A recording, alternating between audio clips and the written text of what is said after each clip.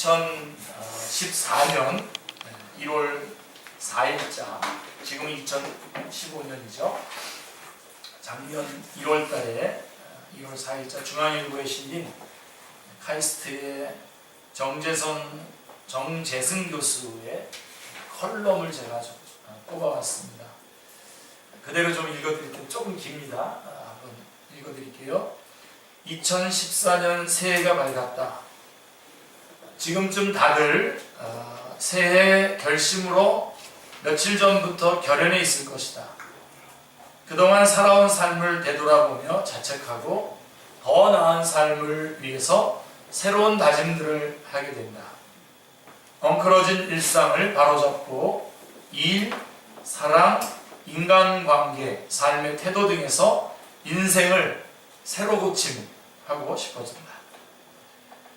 살을 빼겠다거나 술이나 담배를 끊겠다거나 대학원에 들어가겠다거나 책을 규칙적으로 읽겠다는 등 구체적인 실행 목표도 세운다. 인생을 다시 시작하고 싶은 욕망은 이맘때에만 돋는 특별한 욕망이 아니다. 사람마다 다르겠지만 업데이트, 재부팅, 리셋 등 다양한 수준에서 인생의 새로 고침을 꿈꾼다. 실제로 새해는 이런 이제 경험한 다음 날과 크게 다르지 않지만 숫자가 주는 의미 덕분에 우리는 이맘때 새 출발의 옴매무새를 여긴다. 스크랜턴 대학교의 노크로스와 댄 가렐리의 연구에 따르면 77%의 사람들이 새해 결심을 일주일 이상 지키지 못한다고 한다. 새해 했던 몇 가지 결심들 중에서 하나라도 2년 이상 유지하는 사람은 20%가 채 되지 않는다. 20%라고 하는 숫자가 오히려 생각보다 많아 놀라울 정도인데, 그럼에도 불구하고 작심삼일은 동서양에서 두루 통하는 진리란 얘기다. 해가 바뀔 때마다 동서양은 물론이고 인류가 새해 결심을 한다는 건 더 나은 삶을 늘 꿈꾼다는 증거이니 격려할 만한 행위다. 하지만 제대로 지켜지지 않는 경우가 훨씬 더 많다는 점에선 참 부질없는 짓처럼 보이기도 한다. 새해 결심이 잘 지켜지지 않는 건 습관이라고 하는 무서운 사고 전략 때문이다. 뇌의 무게는 1.4kg. 그러나 우리가 소비하는 에너지의 20% 이상을 이 작은 기관이 사용한다. 그쪽 관련 교수님이십니다. 즉 머리를 쓴다는 게 에너지를 매우 많이 쓰는 행위라는 뜻이다. 사람은 머리를 별로 쓰지 않고 일을 처리하기 위해 노력한다. 몸을 별로 움직이지 않으면서 일을 하고 싶어하는 것처럼 말이다. 그래서 우리는 매번 더 나은 삶에 이르는 행위를 잘 알면서도 그대로 행하지 않고 예전에 했던 행위를 별 생각 없이 반복한다. 그걸 습관이라고 부른다. 한번 체화된 행위는 바꾸는 데에 큰 어려움을 겪는다.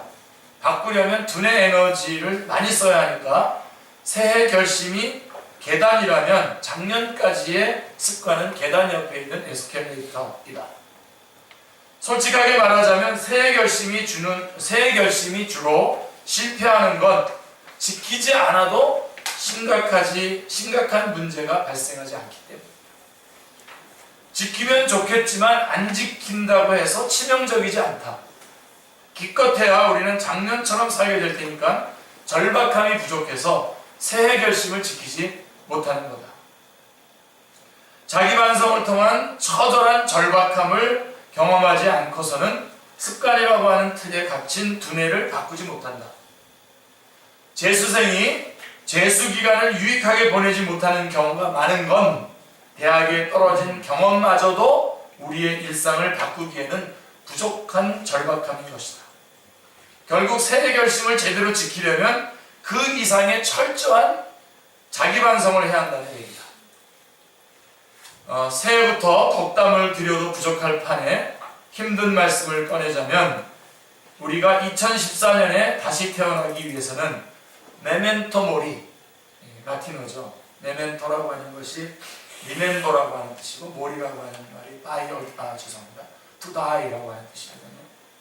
메멘토 모리에서 죽음을 생각하라를 실천해야 한다. 우리의 삶은 유한하며 얼마 남지 않았다는 걸 뼈아프게 인식하는 순간 남은 삶을 의미 있게 사는데 우리 뇌는 비로소 최대의 에너지를 쓸 채비를 하게 된다. 폐암에 걸려본 환자는 담배를 끊을 수 있고 간암에 걸려본 환자는 술을 끊을 수 있다. 습관적인 삶이 아니라 즐거움과 보람이 있는 삶, 사회에 조금이나마 기여하는 삶에 최선을 다하게 된다. 수많은 자기개발서들은 성공한 사람들의 몇 가지 습관을 권하며 변화하는 세상에 적응하라고 종용하지만 우리가 새해 결심을 지켜야 하는 건 그런 속된 이유에서만이 아니라 하나뿐이어서 소중한, 하지만 구질구질한 지금의 삶에서 벗어나기 위한 인생의 모험을 떠나기 위해서다. 새해 결심이 성공하려면 무엇을 고칠 것인가를 고심하기 전에 왜 고쳐야 하나를 먼저 생각해야 한다. 우리가 새해에 새로 고침해야 할 것은 습관이 아니라 인생의 가치다. 그동안 학교에서 좋은 성적 받기, 직장에서 버티기, 돈 많이 벌기 같은 걸 위해서 새해 결심들을 했다면 이젠 죽음을 앞둔 우리 삶이 사그라지기 전에 반드시 하고 떠날 가치들을 생각해 봐야 한다. 영국의 소설가 길버트 체스터턴의 말처럼 우리는 새해에 새로운 인연을 얻는 것이 아니라 새로운 영혼을 얻어야 한다. 인생은 죽을 만치 절박한 삶의 가치 앞에서만이 리셋된다. 2014년 첫 번째 주일날 제가 설교하려다가 못했던 거라서 2015년에 지금 이 컬럼을 여러분들에게 소개를 합니다. 오늘 본문 말씀을 보시면 이 오늘 본문 말씀은 1차적으로 주전 6, 7세기 요시야 왕 때에 하나님께서 에레미야 선지자를 통해서 유다와 예루살렘 백성들에게 주신 말씀입니다. 북쪽 이스라엘은 이미 다 꺼졌고요. 그래서 사그러들었고요. 자, 말씀의 요지는 뭐냐? 묵은 땅을 갈라 입니다. 묵은 땅은 그야말로 오래된 땅이고, 갈라라고 하는 것은 오래되고 딱딱한 땅을 갈아엎어서 새로운 땅을 만들라라고 하는 뜻입니다. 여러분들이 아주 진지하게 이 첫 주에 하나님 앞에 서시길 바랍니다. 오늘 메시지의 요지는 회개하라는 겁니다. 회개하라. 다른 말로 하면 돌아오라 라고 하는 것입니다. 자, 그렇다면 문제는 요시야 왕 때의 유다 백성들이 회개를 하지 않았느냐? 그들이 회개를 하지 않았느냐 하는 것입니다. 그런데 에레미야 1장부터 3장 말씀을 쭉 보면 그들은 분명히 회개했습니다. 회개를 안 한 것이 아니라 회개했습니다. 그들은 하나님 앞에 이렇게 기도했습니다. 아마 우리 띄워주실 텐데요. 에레미야 3장 4절 5절에 보시면 나의 아버지여, 앞에 쭉 내가 이제부터는 내게 부르짖기를 나의 아버지여, 아버지는 나의 청년 시절의 보호자시오니 노여움을 한없이 계속하시겠으며 끝까지 품으시겠나이까. 그리고 다시 3장 22절부터 25절에 보면, 22절 앞부분에 보면 우리가 주께 왔사오니 주는 우리 하나님 여호와이심이니이다 라고 25절에 보시면 쭉 23절, 24절 쭉 넘어가셔서 25절에 우리는 수치 중에 눕겠고 우리의 치욕이 우리를 덮을 것이니 이는 우리와 우리 조상들이 청년의 때로부터 오늘까지 우리 하나님 여호와께 범죄하여 우리 하나님 여호와의 목소리에 순종하지 아니하였음이니이다 하면서 이들은 분명히 회개했습니다. 그런데 이들이 회개했지만 하나님은 뭐라고 말씀하시냐면 에레미야 4장 1절 2절 말씀을 보시면 여호와께서 이르시되 이스라엘아, 내가 돌아오려거든 내게로 돌아오라. 내가 만일 나의 목전에서 가증한 것을 버리고 내가 흔들리지 아니하며 진실과 정의와 공의로 여호와의 삶을 두고 맹세하면 나라들이 나로 말미암아 스스로 복을 빌며 나로 말미암아 자랑하리라. 이 말씀은 에레미야 1장부터 3장의 말씀을 배경으로 하고 있는데, 하나님이 유다와 예루살렘 백성들에게 원하시는 회개가 무엇인지, 회개한다고 해서 회개가 아니라 회개가 무엇인지를 말씀해 주고 있습니다. 그리고 그들의 영적 상태가 어떠한지를 잘 말씀해 주고 있습니다. 첫째로 한 세 가지로 이들의 영적 상태를 얘기하면서 회개가 진짜 어떤 것이 회개인지를 말씀하려고 하는데, 첫째가 뭐냐면 그들은 우리를 인도해 내신 여호와께서 지금 어디에 계신가 하고 묻지 않았습니다. 지금 우리를 그동안에 인도해 오신 그 하나님, 그 여호와께서 지금은 어디 계신가라고 묻지 않았습니다. 우리의 회개에 분명한 분명히 우리가 잡아야 될 그 개념이 바로 이 부분입니다. 여기서 강조점은 지금입니다. 지금. 그들은 한때는 하나님을 잘 믿었습니다.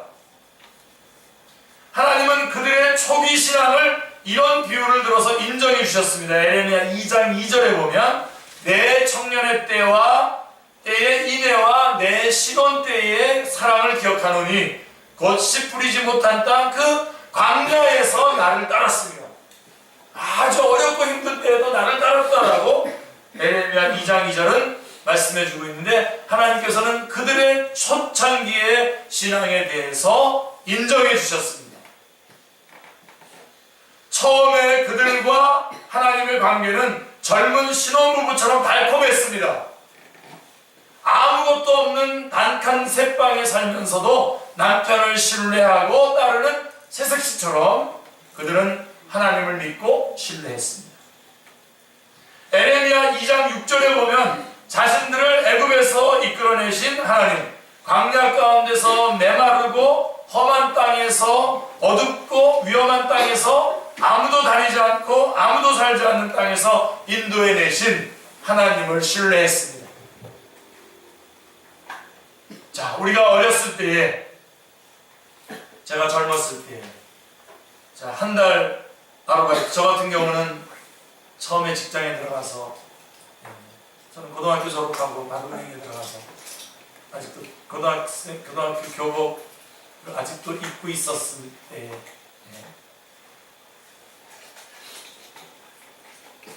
받았습니다. 월급을 받고 받은 그 월급 중에서 11조를 드릴 때 하나님께 드릴 수 있는 것이 있다는 것 자체가 감사했고 기뻐했던 것처럼, 그들은, 이 이스라엘은 그런 감격이 여러분에게 있습니다. 그런 것처럼 그들은 얻은 것은 거의 없지만 그래도 하나님께 뭔가를 드릴 수 있다는 것이 기뻤습니다. 그런 그 순수함이 있었습니다. 그런데 그들이 가나안 땅에 정착하고 나서 상황이 달라졌습니다. 에레미야서를 볼 때 이 부분을 여러분이 잘 보시죠. 어디서부터 이 문제가 꼬이기 시작했는지를 볼 수 있습니다. 바로 그들은 가나안 땅에 정착하고 나자 상황이 달라졌고, 그들에게는 이제는 장막 대신 뭐가 생겼습니까? 집이 생겼습니다. 광야 대신에 비옥한 농지가 주어졌습니다. 삶은 안정되었고 재산도 축적되었습니다. 농사라고 하는 것은 매년 반복되는 일상적인 일입니다. 루틴한 일이 되어버린 것입니다. 우기가 오면 파종하고 건기가 오면 거두어들이는 일이 매년 반복적으로 이루어집니다. 그들은 농사를 더 잘 짓고 싶었고 더 많은 소출을 얻어서 부를 늘리고 싶었습니다. 그러기 위해서는 첨단 농법을 배워야 하는데 조상 대대로 목축만 했던 그들은 농사의 노하우를 갖고 있지 않았습니다. 그들은 점점 농사를 잘 짓기 위해서는 가나안의 방식을 따라야 한다고 생각을 했습니다. 그렇게 그들은 하나님의 방식보다는 바알의 방식에 적응해 갔습니다. 예를 들어, 자, 하나님을 따르려면은 3월, 4월에, 3, 4월에 6월절을 지켜야 합니다.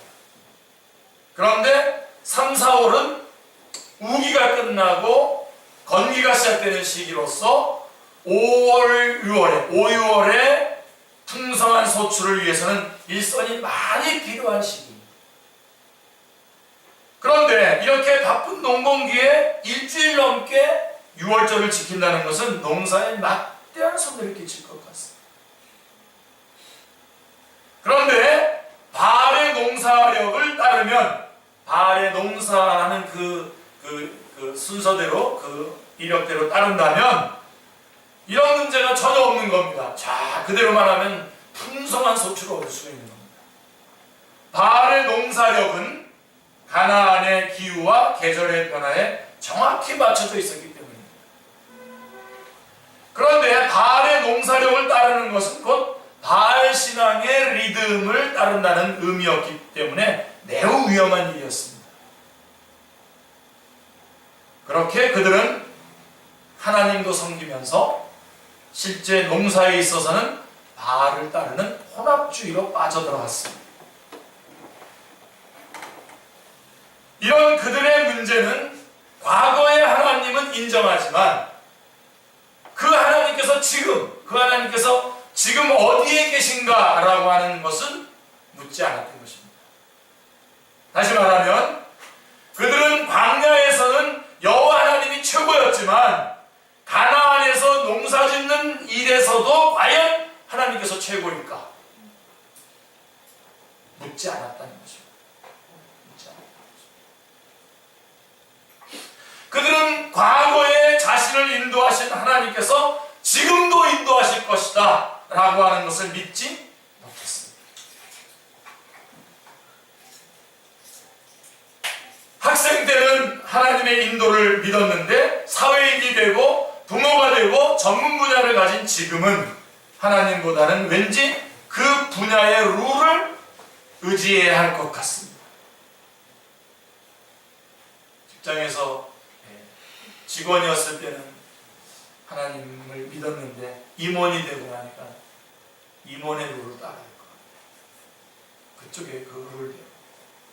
그래서 예배드리러 갔다가도 사장님이 어디로 와? 그러면 바로 달려나가야 될 것 같아요. 그렇지 않으면 자기 목숨이 떨어질 것 같아요. 우리 교회 임원 그런 사람도 없는데 임원을 예를 들어서 죄송합니다. 과거에 함께 하시고 도우셨던 하나님은 지금은 온데간데 없이 사라져 버렸습니다. 그게 첫 번째로 지금 하나님은 어떤 분이시고 어디에 계신가에 대해서 묻지 않았다. 두 번째가 뭐냐면 이들의 문제, 이들의 죄의 문제가 뭐며 어떻게 그들이 다시 주님 앞에 돌아올 수 있는가를 우리가 점검하는 가운데 두 번째가 뭐냐면 지도자들의 문제. 현재 하나님에 대해서 묻지 않았을 뿐만 아니라 이들의 문제는 지도자들의 문제입니다. 에레미야 2장 8절에 보면 제사장들은 이런 면에서 여러분들이 좀 말씀을 좀 에레미야서 말씀을 좀 보셔야 되는데 에레미야 2장 8절에 보면 제사장들은 여호와께서 어디에 계시는가 하고 묻지도 않았고요. 율법학자들은 하나님을 알지도 못했습니다. 지도자, 관리들이죠. 왕과 관리들은 여호와를 배반했고 제일 중요한 겁니다. 예언자들은, 선지자들은 바알의 이름으로 예언을 했습니다. 한마디로 하나님에 대해서 먼저 알고 섬기며 백성들을 가르쳐야 할 지도자들이 무지할 뿐만 아니라 무지한 정도가 아니라 아예 오히려 바알 신앙을 부추기고 있었습니다.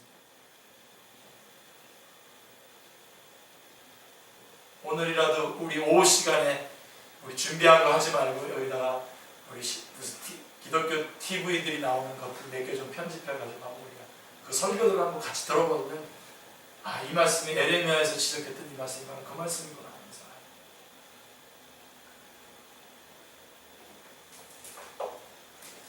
어느 사회든지 지도자가 방향을 잘못 잡으면 백성들이 잘못된 길로 가게 되어 있습니다.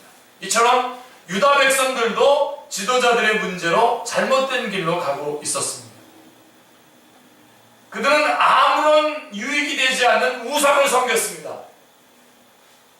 이런 그들은 생명수 셈인 여호와에게서 멀리 떠나서 스스로를 위하여 우물을 팠는데 그 우물은 물을 담지 못하는 터진 웅덩이를 판 사람들과 같았습니다. 에레미야 2장 13절이 지적해주고 있는 거죠. 그래서 지도자들의 문제고요. 또 하나 세 번째로는 이들의 가장 심각한 문제는 뭐냐면 진실하지 못했습니다. 오늘 여러분들에게도 저도 이걸 가지고 여러분들에게 돌직구를 던지고 싶습니다. 이들의 가장 심각한 문제는 진실하지 못했다는 거죠. 하나님은 이들에게 뭐라고 얘기했냐면 창녀라고 했습니다. 창녀. 에레미야 3장 1절에 보면 쉬운 성경은 아예 창녀라고 되어 있습니다. 하나님께서는 이들에게 창녀라는 심한 비유로 지칭을 하십니다. 이들은 본 남편을 두고도 다른 남자들을 찾아다니는 여인과 같습니다. 그러다가 필요할 때만 되면 필요할 때만 거짓으로 본 남편에게 돌아오는 척만 했습니다. 이러한 행동을 하는 그들의 근본 마음은 하나님을 속이고 이용하려고 하는 마음. 하나님을 속이고 이용하려고 하는 마음. 오늘 우리의 예배가 이 말씀이 다 끝나기 전에 여러분 이 안에서 눈물바다가 돼야 됩니다. 여러분들이 진실하셔야 돼요.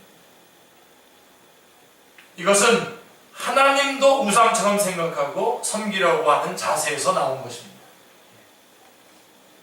그들은 하나님은 우상처럼 어느 일정한 장소 곧 성전에만 계신 분으로 생각했습니다.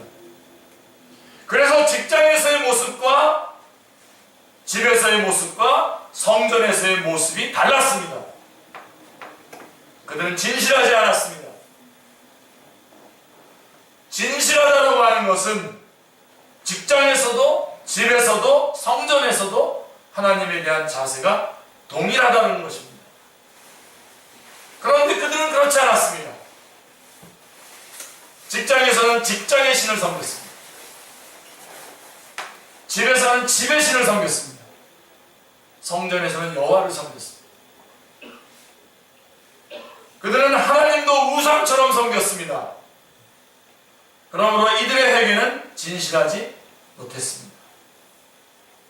그들은 하나님께 자비를 구하고 부르짖는 것은 그들이 하나님께 자비를 구하고 부르짖는 것은 하나님의 마음을 돌이켜서 자신들이 원하는 것을 얻어내기 위한 것입니다. 여기 에레미야 3장 21절에 지금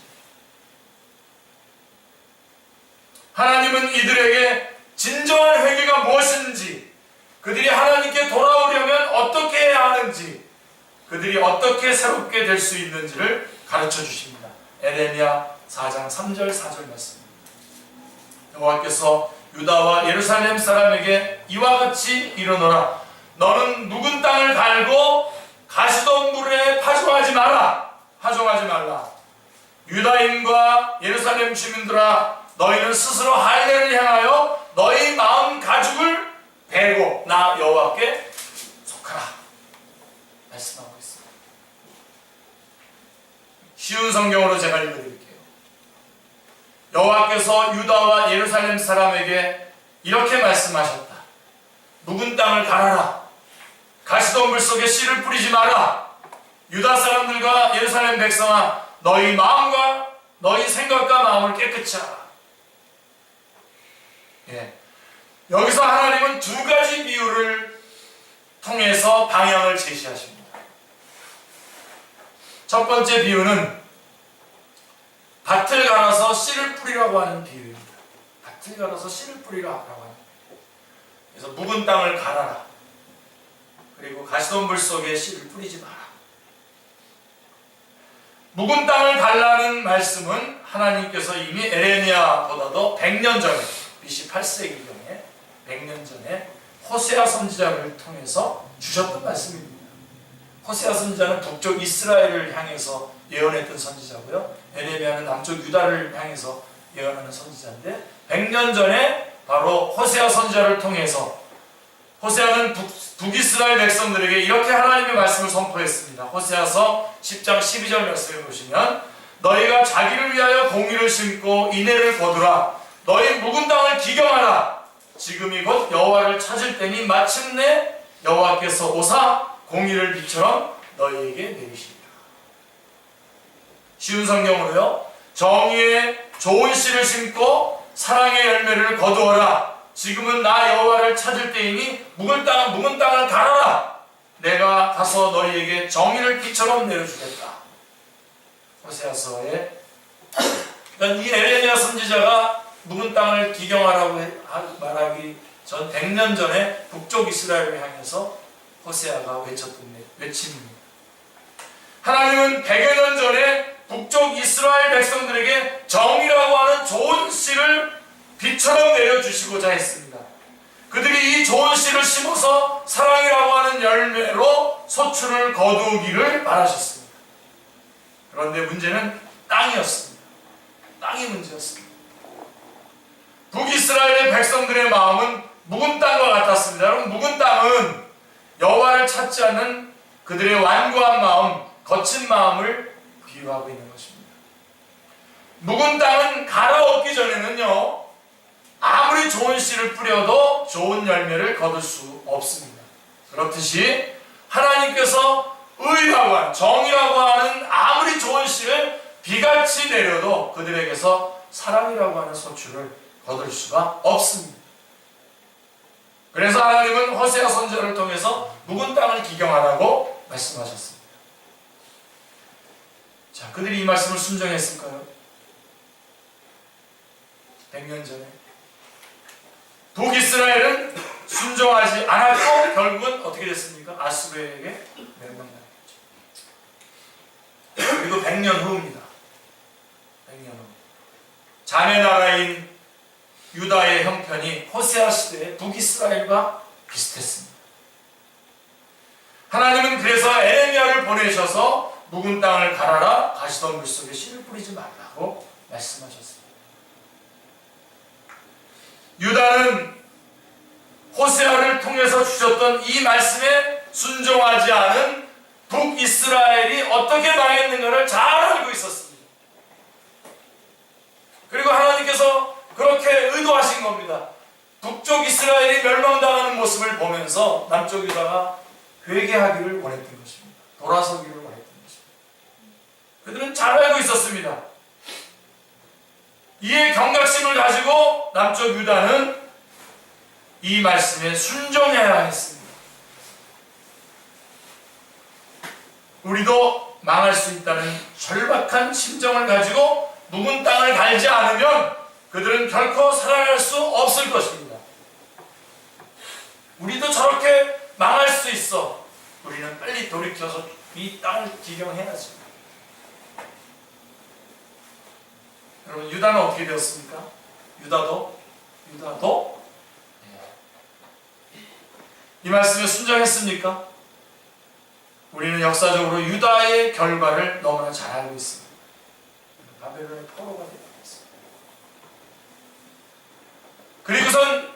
그리고 그로부터 600년 후에 586년에 바벨론 포로가 되고 난 그 후에 600년쯤 후에 이 땅에 말씀으로 오신 예수님께서 완고한 바리새인과 유다 백성들을 염두에 두시면서 이렇게 말씀하셨습니다. 마가복음 4장 18절 19절에 보시면 또 어떤 이는 가시떨기에 뿌려진 자니 이들은 말씀은 듣기는 하되 세상의 염려와 재물의 유혹과 기타 욕심이 들어와 말씀을 막아 결실하지 못하게 하는 자요. 그러니까 그리고 오늘날에도 사람들은 호세아 시대의 북이스라엘 백성들처럼, 에레미야 시대의 유다 백성들처럼, 예수님 시대의 바리새인들과 유대인들처럼 자신의 상태는 여전히 그대로 둔 채 하나님께 좋은 것을 받아내고자 하는 것 같습니다. 오늘 여전히 자기는 그대로 둔 채 좋은 것을 받아내고, 우리 주님은 계속해서 북쪽 이스라엘을 향해서도 남쪽 유다를 향해서도, 예수님 당시에 이스라엘을 향해서도, 그리고 오늘 우리를 향해서도 내 묵은 땅을 기경하라고 가려고 말씀하고 있는데도 불구하고 자신의 상태는 그대로 여전히 둔 채, 자기의 인생은 그대로 여전히 자기의 계획대로 세워놓고 계속 가는 가운데에 하나님께서는 좋은 것을 주셔야 됩니다. 하나님께로부터 좋은 것을 받아내려고 하는 것이 오늘 우리들의 모습입니다.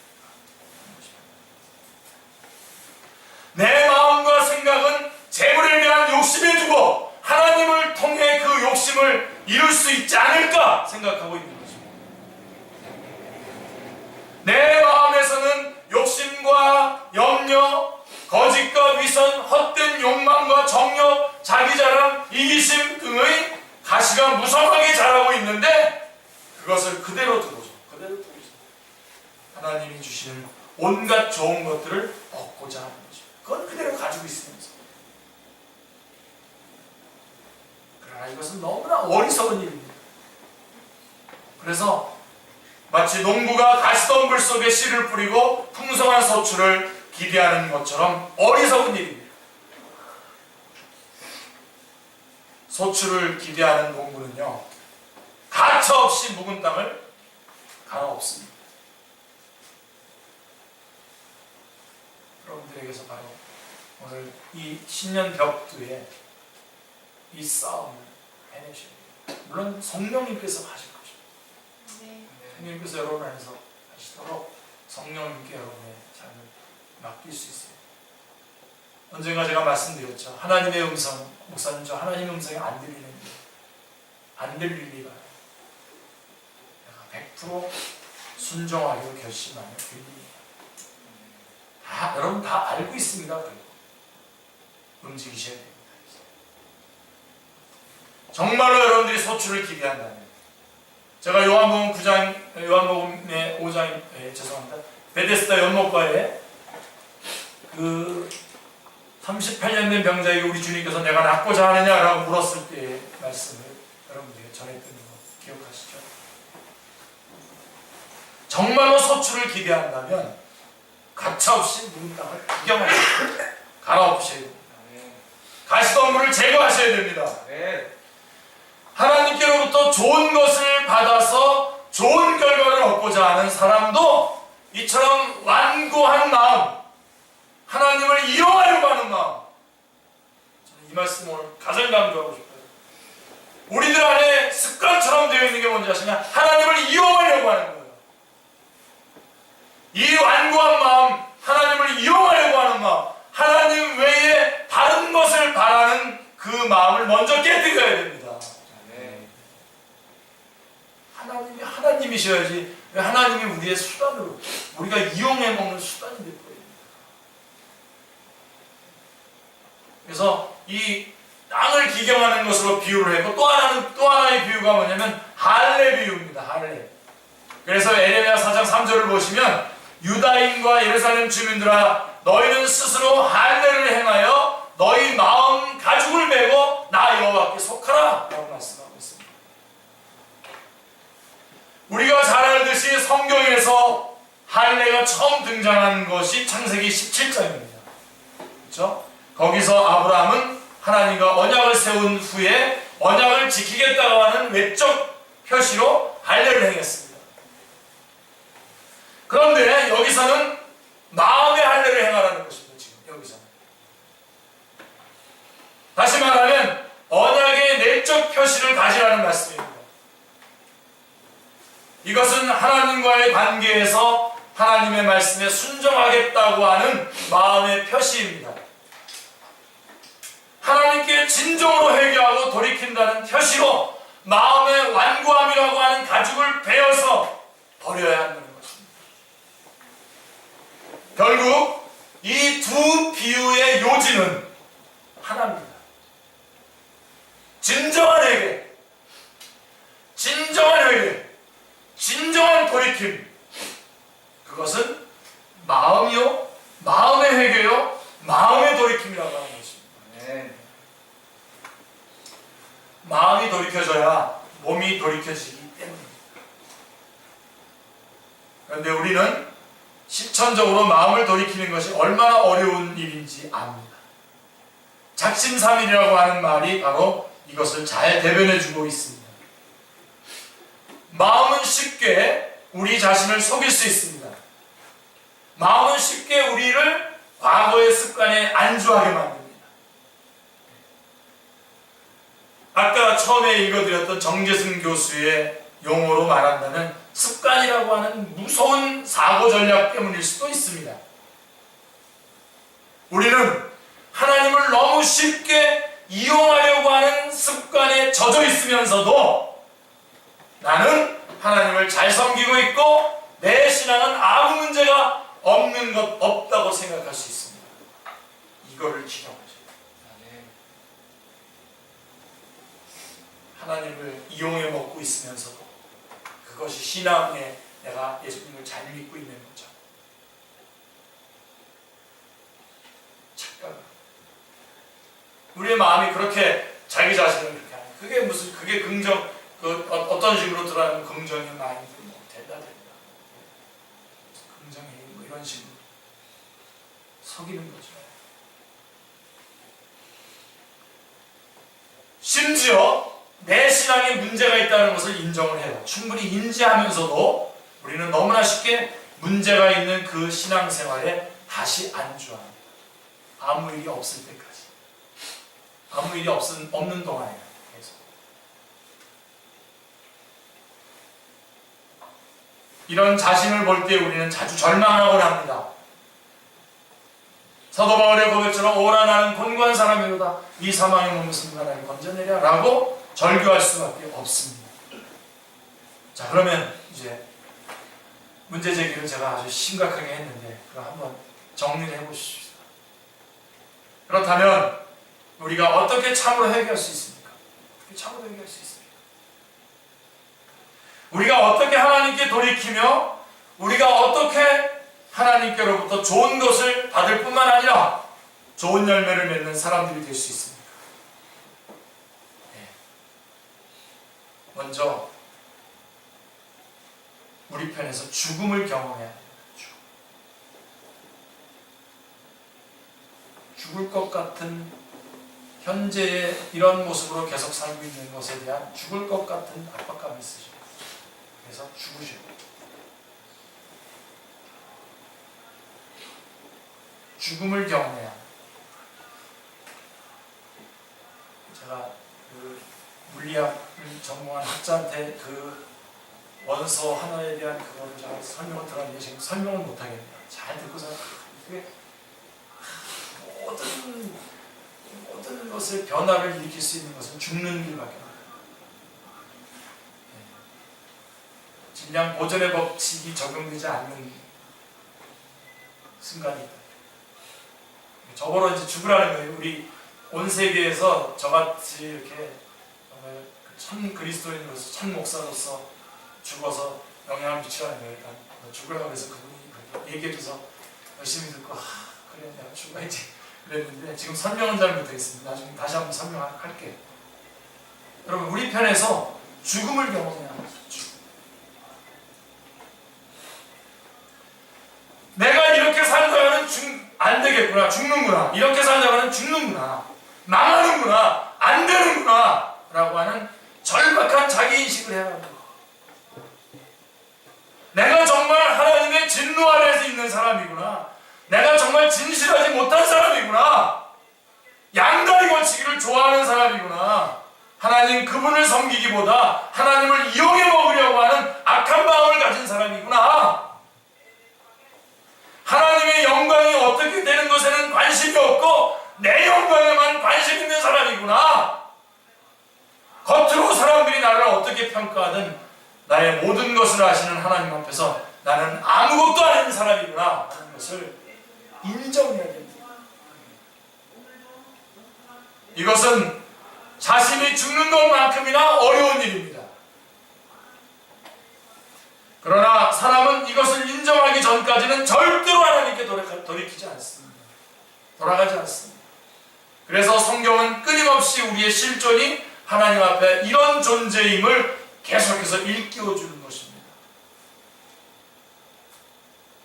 그러나 사람은요, 자신이 이런 존재라는 것을 안다고 해서, 인정한다고 해서 결코 마음을 하나님께로 돌이키지는 않습니다. 폐암에 걸렸다고 여러분 술 끊습니까? 담배 끊습니까? 우리 옛날에 이주일 씨가 뭐 돌아가시기 전에 담배 펴서 자기가 이렇게 폐암 됐다고 그러면서 했는데, 그때 잠깐이지 뭐 다. 간암에 걸렸다고 해서 모든 사람이 술을 끊지 않는 것과 같습니다. 오히려 그럴 때에 오히려 마음이 더 완악해져요. 더 완악해지는 사람들이 얼마나 많습니까? 그래, 나 이거 먹고 죽을란다 그러면서 먹잖아. 어차피 죽는 거 뭐 이러면서.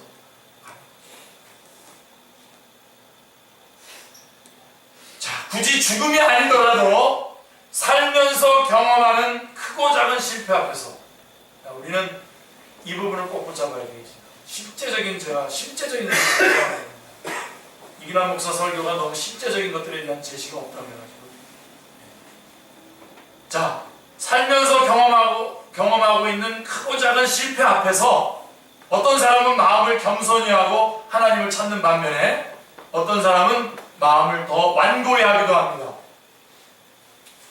자, 혹 감기에 걸렸더라도, 감기가 작은 일은 아니겠지만 감기에 걸렸을 때도 이것을 하나님 앞에서 겸허한 자세로 이것을 받아들이고 소화해내고 해석해내는 사람이 있는가 하면 오히려 확 무시해버리고 넘어가는 사람이 있지 않습니까?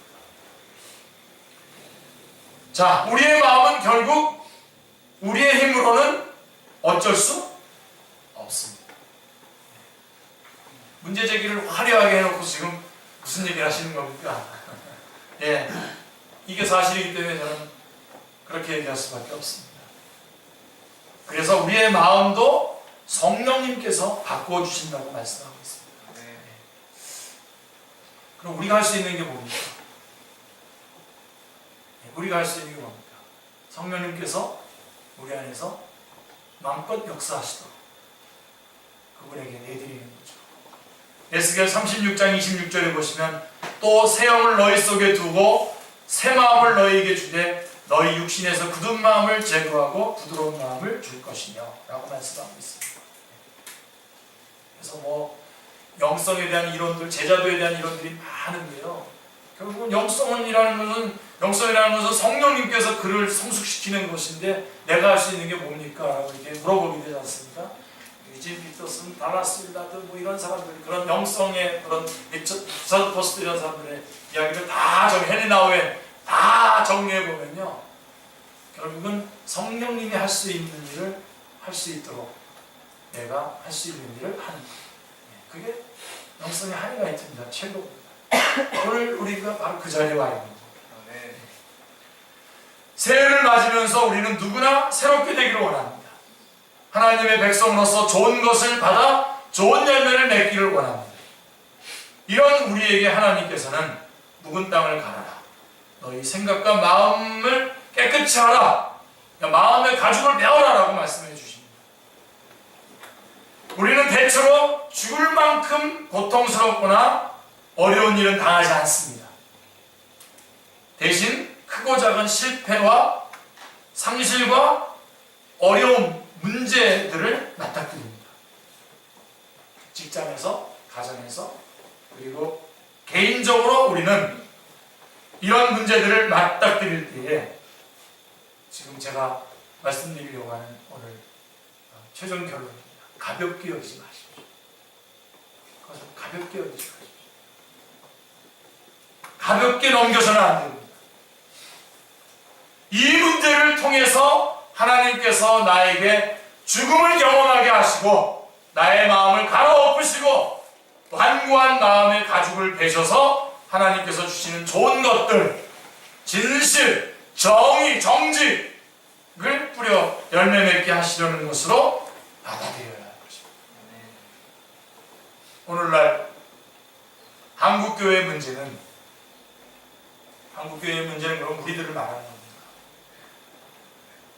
사람이 하나님께 맞추기보다는 하나님이 우리의 필요를 알고 맞추어 주시는 쪽으로 신앙생활을 하는 것입니다. 이게 한국교회의 문제입니다. 하나님이 우리가 사람이 하나님께 맞추는 것이 아니라 하나님이 우리의 필요를 알고 맞추어 주는 쪽으로. 그러니까 하나님 인간 중심인 거죠.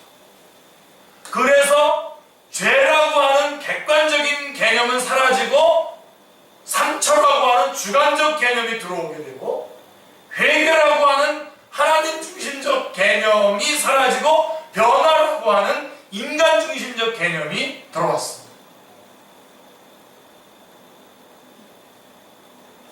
그래서 우리 김남준 목사님의 책들에 나온 것을 요약해보면 기도를 해도 부지런하고 성실하게 하지 않는 게으름이 있고 기도를 해도 그렇고 예배 시간에 눈물을 흘리며 은혜 받았는데 집에 돌아갈 때는 버스 정류장에서 새치기 하는 개념 없음이 있는 것입니다. 하나님은 묵은 땅을 가로라 가시던 물 속에 씨를 뿌리지 말라고 말씀하십니다. 이 말씀을 깊이 받아들이고 진정으로 회개하며 마음의 완악함을 해결받기를 원합니다. 하나님께서 우리에게 회개를 촉구하시는 것은 우리를 괴롭게 하시기 위함이 아닙니다. 우리에게 회개를 촉구하시는 것은 우리를 괴롭게 하려고 하는 것이 아닙니다. 하나님께서 비같이 내려주시는 좋은 것들을 받아서 좋은 열매를 맺는 진정한 하나님의 자녀들이 되게 하시기 위함인 것입니다. 이 시간 성령님께서 우리 모두의 마음을 새롭고 부드럽게 하셔서 올 한 해 하나님이 주시는 좋은 씨앗으로 좋은 열매를 맺으시기를 주님의 이름으로 축원드립니다. 기도합니다.